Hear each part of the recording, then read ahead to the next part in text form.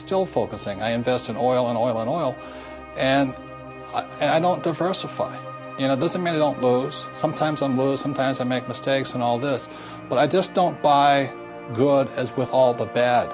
If you're going to be successful as an investor, diversification is good for the average investor. If that's what you want to be, have a good life. But what I'd rather do is be able to know the good ones from the bad ones, the good investments from the bad investments, the good advisors from the bad advisors, and what's good for me and what's not good for you. Because what I do is not necessarily what's going to work for you, and vice versa here. So that's why I really think instead of diversification or diversifying, the new rules of money say follow one course until you're successful, and then keep doing it. Because once you find that way of being successful, you can do it again and again and again. The thing is, you see, when people, economies go up, economies go down, we might go into a depression worldwide. Like I said, France is in very big trouble. Germany's okay. England's in big trouble. China's in trouble. So if we go that, we go to a worldwide depression, and it might take 10 years, to come out of it. But during these times, this is the best time. I have made more money in the last 3 years than ever before in my life. I bought five golf courses last year out of bankruptcy. That's impressive. Yeah. Well, the bank. Courses. Yeah, Donald bought 10. They're giving them away. No one told me. Yeah, but you have to know how to operate them. You have to be an entrepreneur. Yeah. So the banks just call you up and they say that there was 5 golf courses and 1 hotel. In the States? In Arizona, yeah, Golf Mecca, And this Japanese company had it, and they asked me if I wanted to buy it about 5 years ago for $260 million. And I said, doesn't make sense. It doesn't make sense at $260 million. So they told me I didn't know what I was doing. They said, okay, buy. And then 1 year ago, this summer, the Citibank called up and says, you want those golf courses? And they gave me the money to buy them. And just to reiterate, was in approximately 1975, I came up with this product, and we were extremely successful, but we kept running out of money. The more successful we got, the more we ran out of money. So that's when I went to my rich dad and I tried to borrow $100,000, and he chewed me out. He says, why would I invest in a dumb product when you have a bad business? And so that's when he began teaching me the next level of my entrepreneurial education. It's not about the product, it's about how to design a business that doesn't need me to keep raising the capital. In other words, how do you design a business that keeps raising money automatically? And today the Rich Dad company is cash rich. Cash keeps pouring in because the ability to raise money constantly was designed into the business. And once again, this is the diagram. This is the BI triangle. These are the 8 pieces that make up a business. When a business is hurting, oftentimes it's because one of these 8 pieces is missing. For example, many times people have a great product, but their legal is really bad, or their communication systems are bad, or their audit, their internal order processing is bad, or the manufacturing is bad, or the marketing is bad, or they have bad cash flow management. Another part of your financial IQ is to know there's 3 types of income. So if you're going to say work hard, most people are working hard for earned income, and that's what these guys are working for. The trouble with earned income in America, your tax rate's approximately 50%. Whereas Warren Buffett says it's a shame that his secretary pays a higher percentage in taxes than he did, although he makes billions of dollars. So when you say to a child, go to school and get a safe, secure job, you tell them to work for earned income, the worst type of income. The second type of income is portfolio income. And today, as I speak, and they're trying to change this, it's about 20%. And portfolio income is generally known as capital gains. So if I buy a stock for $10 and I sell it for $50, the $40 gain is taxed at 20%.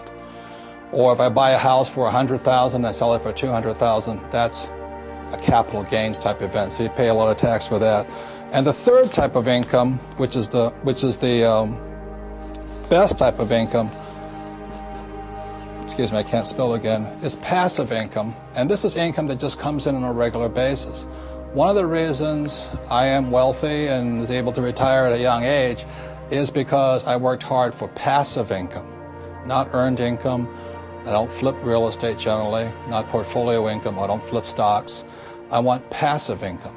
So today, the new rules of money, it's important to understand what are you going to school to become, ES, entrepreneur or investor, and what kind of income you're working hard for, earned, portfolio, or passive.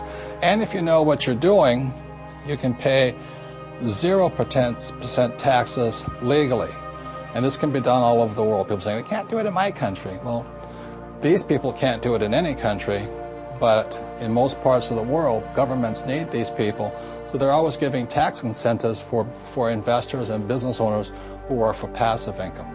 So those are some of the new rules of money. You've really got to know what you're working hard at and what kind of work are you performing, what kind of income are you working hard for. Well, most successful entrepreneurs have gone bust. Right? Yeah.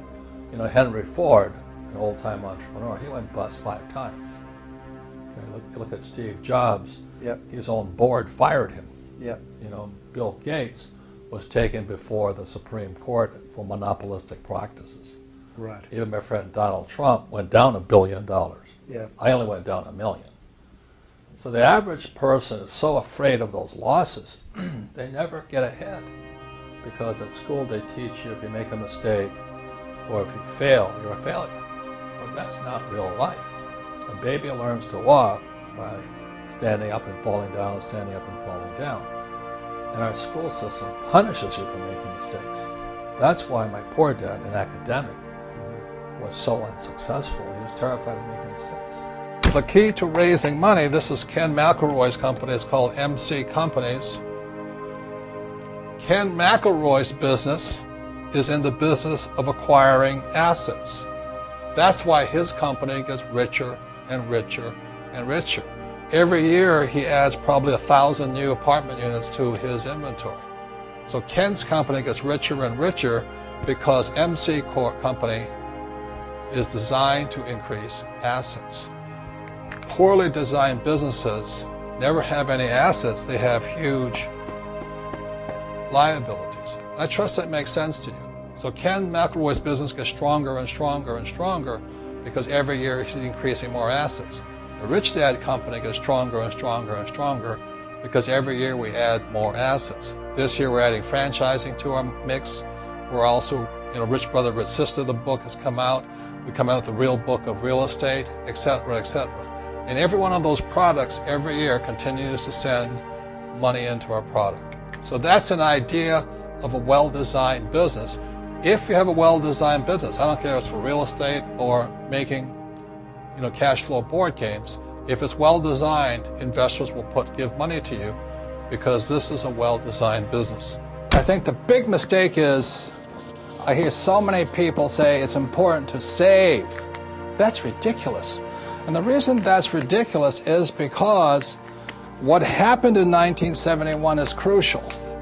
In 1971, the U.S. dollar stopped being money. In 1971, the U.S. dollar became a currency.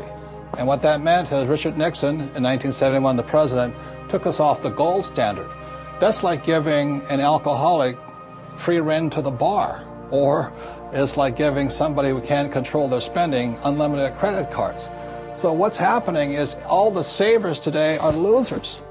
The problem with 1971 is that the federal government keeps printing money, so the value of your money keeps going down. So these people, I'm saving, and if you notice, as the value of the dollar goes down, prices go up. So they call this inflation. You look at in 1997, oil was about, I think, $10 a barrel.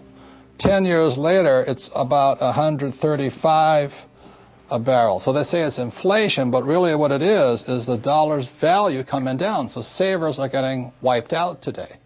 So just keep saying to yourself and to your kids to save money, that is not the new rule. That's an old rule. So a very big problem for most people is stop using the word save and use the word Hedge. You've got to hedge your money. Hedge against losses. Like when I buy a stock, I put a hedge in. I put a stop loss or a put inside of it or a call, whatever I'm doing. I want to stop it. So today, I don't save money. I'm hedging. So in 1997, I started investing in oil, gold, and silver. So as the dollar dropped, oil, gold, and silver went up. So I'm not betting so much on oil, gold, and silver. I'm betting against the U.S. dollar. And that's why this idea that you're going to tell people you need to save money, that's really, really an obsolete idea, because the idea went obsolete in 1971. The U.S. dollar in the last few years has lost almost 80% of its purchasing power. And the prediction is, because this has happened throughout history, it happened thousands of years ago with the Romans, with the Greeks, with the Germans, with the English, the Japanese, and the Chinese. Every time they've made money into a currency, something you could print at unlimited, every time that has happened, the currency has gone to its true value, which is zero. So I am afraid as this economic volatility continues, the savers who were operating by the old rules of money are just going to get wiped out, because the purchasing power of their dollar is going to go down. So even if the bank's paying you 5 to 10% interest, you can't keep up with the banks printing money. So that's the old rule of money, is saving money, and the new rule is hedge. You've got to be able to see what's coming up as something else is coming down.